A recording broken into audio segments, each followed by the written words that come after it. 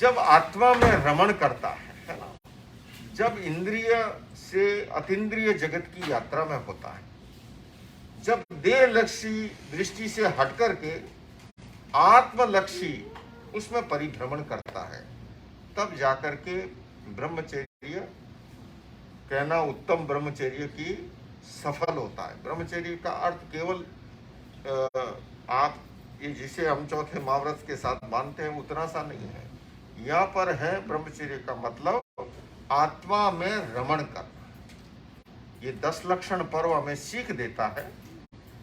हालांकि हमारी आत्मा वो जो है शरीर के साथ है, निखालिस आत्म स्वरूप नहीं है, पर आत्मा के प्रति स्मृति का भाव बना रहना, आत्मा के प्रति जागरूकता का भाव बना रहना और आत्मलक्षी दृष्टि का जीवन में निर्माण होना, वो जब तक निर्माण नहीं होता है, इसीलिए मैंने अनेक बार कहा कि जब तक भेद विज्ञान की अनुभूति नहीं होती है, आत्मा और शरीर मिले हुए है ना, और आत्मा शरीर मिले हुए हैं, मिले हुए इस कदर हैं, जब तक उस आत्म तत्व की अनुभूति नहीं होती है तब तक दृष्टि जो है केवल देहलक्षी बनी रहेगी। और जब तक देहलक्षी दृष्टि बनी रहेगी तो देहलक्षी वाली की दुनिया अलग है और अंतर जगत की जो यात्रा करता है उसकी एक अलग दुनिया है।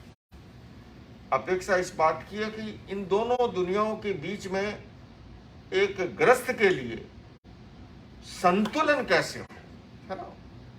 माना कि आप विशुद्ध आत्मा नहीं हो, आत्मा के 8 प्रकार बताए, द्रव्य आत्मा, कषाय आत्मा, योग आत्मा, उपयोग आत्मा, ज्ञान आत्मा, दर्शन आत्मा, चारित्र आत्मा और वीर्य आत्मा। हमारी आत्मा इस समय वो उसके साथ विजातीय तत्व भी जुड़े हुए हैं और तभी हम संसार में परिभ्रमण कर रहे हैं। अगर विजातीय तत्व पूरी तरह हट जाए, कर्म मल जो है वो हट जाए, फिर तो शुद्ध बुद्ध स्वरूप को प्राप्त हो जाएगा, फिर तो मुक्ति निर्वाण मोक्ष को प्राप्त हो जाएगा। पर जब तक उसके साथ ये कषाय आदि मल जुड़ा हुआ है, कर्म रज जुड़ी हुई है, तब तक वो संयुक्त रूप से है, निखालिस स्वरूप नहीं है। और संयुक्त रूप है जब तक, तो संतुलन कैसे करें हम। माना कि आप सन्यासी भी नहीं है, पूरी तरह घरगृहस्थी को छोड़े हुए भी नहीं है, ग्रस्त जीवन में भी है, लेकिन संतुलन की अगर दृष्टि विकसित होती है। एक दिन प्रसंग चला था कि हम सब के भीतर 3 प्रकार की चेतना है। स्वार्थ की चेतना भी है, और जब तक व्यक्ति शरीरधारी प्राणी भी है, प्लस ग्रस्त जीवन में भी है, उसका व्यापार है, व्यवसाय है, घर है, परिवार है, और न्यूनाधिक रूप के अंदर स्वार्थ सबके अंदर विद्यमान रहता है। किंतु स्वार्थ के साथ साथ परार्थ की और परमार्थ की ये दृष्टि जब विकसित होती है, परमार्थ की दृष्टि का मतलब है आत्मा में रमण करना, आत्म रमण की स्थिति को प्राप्त करना। और जब तक केवल स्वार्थ के इर्द गिर्द घूमता रहता है, उसे न परार्थ की बात दिखाई देती है न परमार्थ की दिखाई। मैं सरल भाषा में कर लूं क्योंकि ये कन्नड़ा में प्रवचन है, भारत में नहीं है।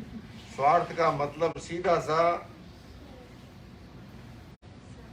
मेरा सो मेरा, तेरा सो भी मेरा, ये स्वार्थ है।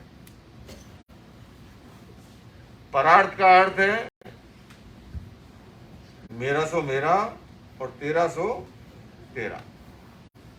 किंतु परमार्थ का अर्थ है तेरा सो तेरा, मेरा सो भी तेरा।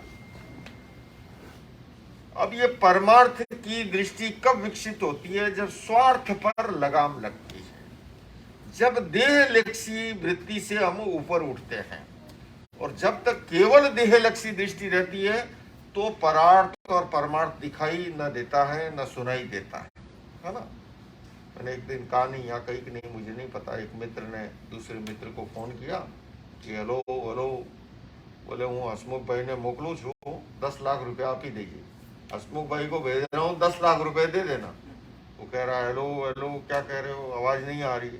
उसने कहा अरे मैंने जो 10 लाख रुपए दिए थे ना, वो हसमुख को भेज रहा हूँ, दे देना। बोले हेलो हेलो, आवाज नहीं आ रही।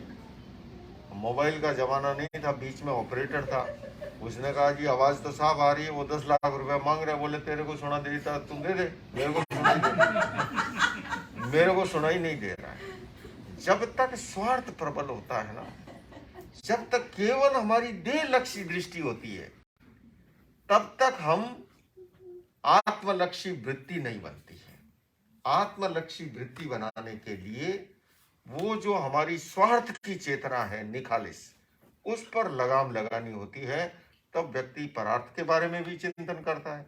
अब आप लोगों में से भी मैं देख रहा हूं कितना कितना समय आप समाज के लिए लगाते हो और चीजों के लिए। कब लगा पाते हो कि स्वार्थ पर कहीं न कहीं अंकुश लगाया है, कहीं न कहीं, चाहे थोड़ा ही हो, है ना, न्यूनाधिक हो सकता है, पर अगर वो नहीं होता तो ये संभव नहीं था कि रोजाना घंटों घंटों नियोजित करे, है ना। पहले तो मुनि महाराज को बुलाओ, है ना, और फिर जो है व्यवस्थाएं करो सारी जो है, उनको लाने की, उनको ले जाने की, यहाँ की।